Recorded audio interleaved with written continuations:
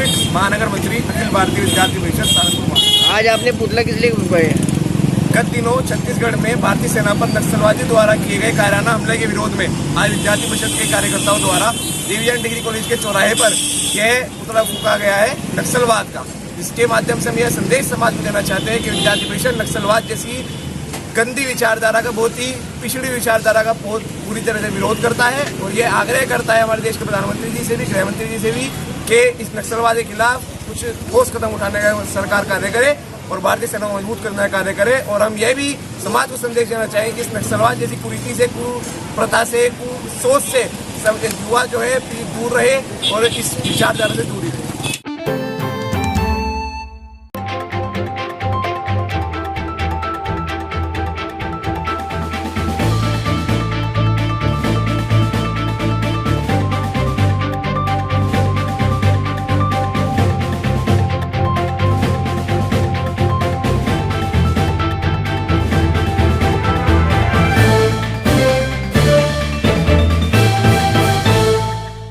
मेरा नाम डॉक्टर अशोक मलिक, मैं प्राइवेट स्कूल टीचर एसोसिएशन का उत्तर प्रदेश का अध्यक्ष हूँ।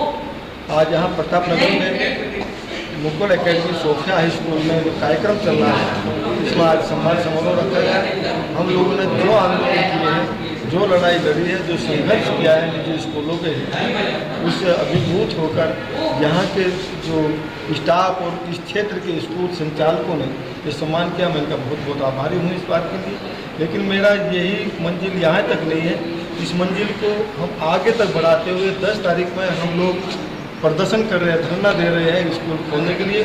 मेरा सवाल है सरकार से कि क्या स्कूलों में ही कोरोना है, चुनाव लड़ रही है सरकार, वहाँ लाखों की भीड़ है और देश के मुखिया कर रहे हो, तो ऐसे में अपने कोरोना से नजात स्कूल के बच्चों के लिए दुर्भाग्य है कि देश को पीछे एक साजिश है, पीछे लेके जाने की सरकार की एक साजिश है। नहीं चाहती सरकार शिक्षित हो गए, शिक्षित हो जाएगा तो उनको वोट नहीं मिलेगा, पीछे रखना चाहती है अपने, इसलिए जो है इन निजी स्कूलों के खिलाफ है, क्योंकि बच्चे स्कूल निजी स्कूलों में हम 96% के करीब पढ़ा रहे हैं अपने स्कूलों में, 4% सरकार हो चुका है। लेकिन हजारों अरबों खरबों रुपये सरकार खर्च कर रही है बच्चों पर। लेकिन मैंने मंत्री से लेकर संतरी तक का एक बच्चे पर 18,000 रुपये खर्च कर रही है। मैं यदि 1800 रुपये ले लूँगा, 180 रुपये लेता हूँ, तो उस समय दुकान बताई जाती है। लेकिन आज की जो साजिश चल रही है स्कूल बंद रखने की, उसके विरोध में है। अब सरकार जो रोजी रोटी छीनना चाहती है नौजवानों से, बेरोजगारों से, शिक्षित को जो वादा किया था रोजगार देने का, लेकिन वादा रोजगार देने की बजाय सरकार जो रोजगार छीनने का काम कर रही है, उसके खिलाफ हमने ढोल बजा दिया है। हम इनसे बजाने का काम करेंगे। हम किसी भी हद तक जा सकते हैं इसके लिए कि निजी स्कूलों को जो है हम किसी भी तरीके से सरकार के मानसिक को पूरा निजी स्कूल बंद करना चाहिए, उसका हम किसी भी हालत में बंद नहीं करेंगे।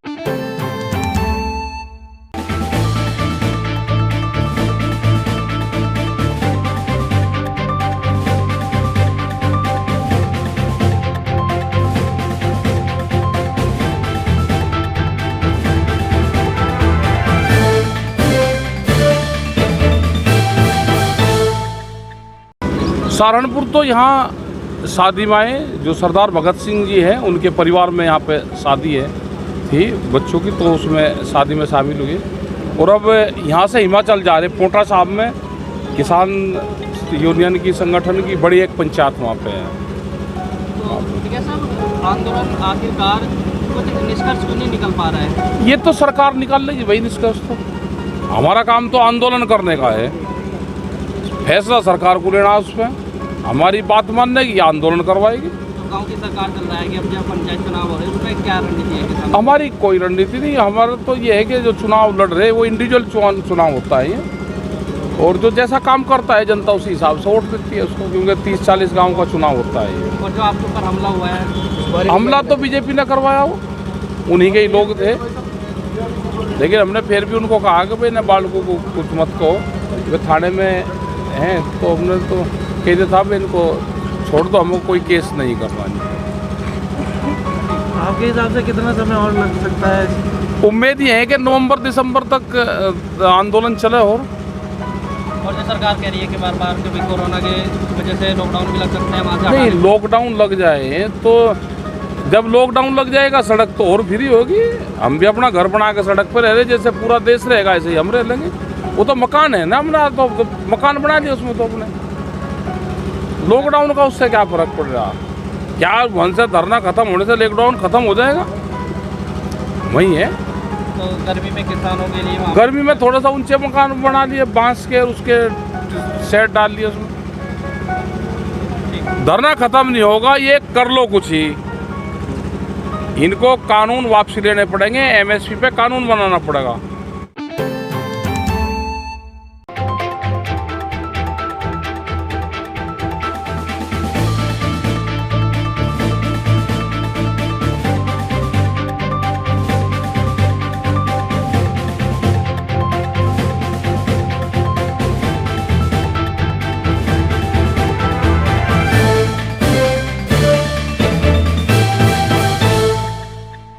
कुतुब शहर पुलिस ने 2 ड्रग तस्कर अरेस्ट किए हैं आज, और इनके नाम हैं वाजिद और मीर अहमद।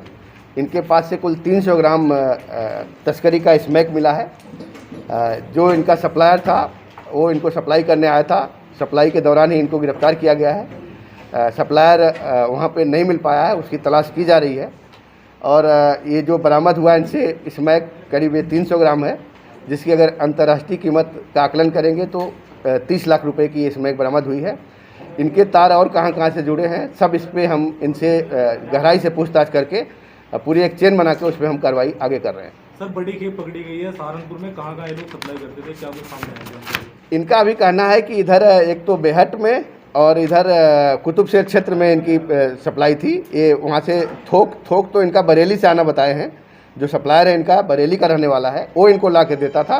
फिर ये बेहट कस्बे में और इधर कुतुब शहर की एरिया में ये इसको 1-1 ग्राम करके बेचते थे। क्या कुछ आपराधिक इतिहास है इन लोगों का? अभी आपराधिक इतिहास के बारे में इनकी छानबीन की जा रही है। इन पे 5 मुकदमा, जो मीर अहमद है इस पर पहले से 5 मुकदमे कायम हैं।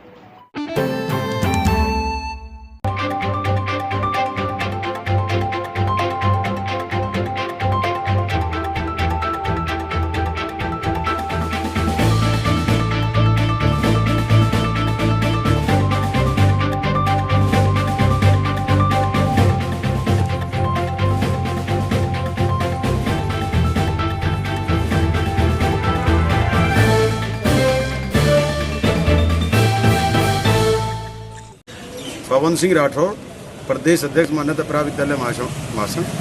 किस मामले में डीएम साहब के यहाँ? आज हम लोग इसलिए आए थे कि प्रदेश के अंदर 11 अप्रैल तक विद्यालय बंद करने के आदेश दिए गए। उसके उपरांत फिर जिलाधिकारी को अधिकार किया कि जिस जनपद के अंदर कोरोना कम होगा, कोविड का पालन किया जाएगा, तो जिलाधिकारी को अधिकार है कि वो अपने जनपद में विद्यालयों को खुलवा सकते हैं, उनको अधिकार दिया गया। इसलिए हम समय से पहले जिलाधिकारी को आज अपना मांग पत्र दिया कि हमारे जनपद में कोविड का बहुत पालन किया जा रहा है और कोरोना के केस भी बहुत कम हैं, इसलिए हम उसका पालन करते हुए अपने विद्यालयों को आधा करके खोल लेंगे। हमारे विद्यालय खोल देने चाहिए, पूरे साल से बंद है। अभिभावक परेशान है। अभिभावक बार बार हमारे पास आते हैं, बच्चों को लेकर आते हैं।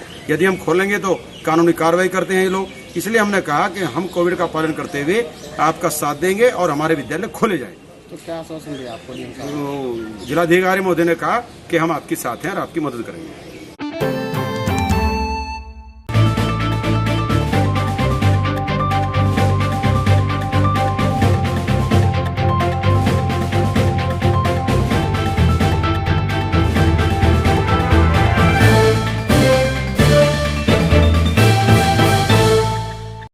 अखबार दिखाकर कि सहारा ने 31 मार्च तक के सब ठीक करके 1 अप्रैल से आपको भुगतान देना चालू कर देंगे, लेकिन 1 अप्रैल से भी हम ऑफिस में जाके मिले, हमारे को मना कर दिया गया कि अभी आपका भुगतान नहीं होगा। सहारा इंडिया के हेडक्वार्टर से हमें कोई सूचना प्राप्त नहीं हुई है, अभी आपको भुगतान नहीं मिलेगा जब तक कोई सूचना नहीं आती है। हम बहुत परेशान हैं, हमारे को पैसे की बहुत ज़रूरत है। कितना भुगतान है आप लोगों का? भुगतान मेरा तो 20 लाख रुपये है जी। लगभग टोटल मिलाए तो जी करोड़ों रुपये का भुगतान बैठता है। अच्छा, हाँ जी। तो कितने लोगों का भुगतान है? लगभग कितने लोग यहाँ पर कंपनी जितने लोग हमारे पास जो हम इकट्ठे हुए, कम से कम भी अब तो वैसे तो 100-200 आदमी हैं, लेकिन अब तो यहाँ पे 20-25 आए हुए हैं। ये लिस्ट में हमने सबके नाम चढ़ा दिए कि जिन जिनके खाते पूरे हुए थे सब मिल के। हमने डीएम साहब को भी ज्ञापन दे दिया है अच्छा, तो आपने किसी अधिकारी से संपर्क नहीं किया? सहारा के जो वरिष्ठ अधिकारी हैं, सब वरिष्ठ अधिकारी हमसे कोई संपर्क नहीं करता। हमसे मैनेजर साहब कहते हैं कि वरिष्ठ अधिकारियों से भी कोई सूचना प्राप्त नहीं, हम उनका नंबर नहीं दे सकते, आपको बात नहीं हो पाती हो। वो हमसे बात करते हैं, कहते हैं जी हम किसी से बात नहीं करेंगे, करवाएंगे आपकी। कब से जमा कर रहे हैं आप पैसा? जमा तो हमारा 18 सालों से जमा करते आए, सब लोग जमा करते आए, लेकिन इन्होंने लॉकडाउन के बाद से सब पेमेंट बंद कर दिए, कहते हैं भुगतान नहीं होगा। लेकिन वहाँ जो लोग काम करते हैं वो लोग अपना भुगतान करा ले जाते हैं, जो पैसा इकट्ठा करते हैं वो अपना भुगतान करा लेते हैं। तो आप लोगों को क्या कहा जाता है? हमें कहा जाता है जी अभी ऊपर से पैसा नहीं आ रहा है, हमारा केस चल रहा है, जब तक केस खत्म नहीं होगा हम पैसा नहीं देंगे। तो आपने डीएम साहब से मिले, क्या आश्वासन मिला? बट डीएम साहब से मिले हैं, उन्होंने लेके विज्ञप्ति रख ली है कि हम इस पर देखेंगे।